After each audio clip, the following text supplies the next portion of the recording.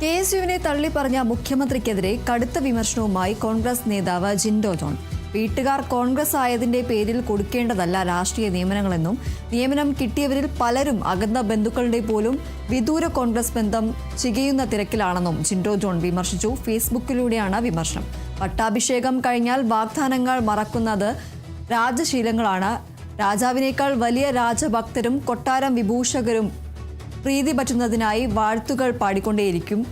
രാജാക്കന്മാർ മാറി വന്നാലും രാജാധികാര രീതികൾ തുടർച്ചയാണ്. അക്കാദമിക രാഷ്ട്രീയ രംഗങ്ങൾ മുതൽ മനുഷ്യവിനിമയത്തിന്റെ സകലയിടത്തും പുരിച്ചൊഴിച്ചുകളെ കാണാൻ കഴിയും. അവർ സാഹചര്യങ്ങളുടെ ആനുകൂല്യങ്ങൾ സമർത്ഥമായി ഉപയോഗിച്ച് മാനുപ്പുലേറ്റ് വിഗ്രഹവൽക്കരണത്തിലൂടെ അനുദിനം മുന്നേറുമെന്നും ഫേസ്ബുക്ക് പോസ്റ്റിൽ ജിൻഡോ ജോൺ വിമർശിച്ചു.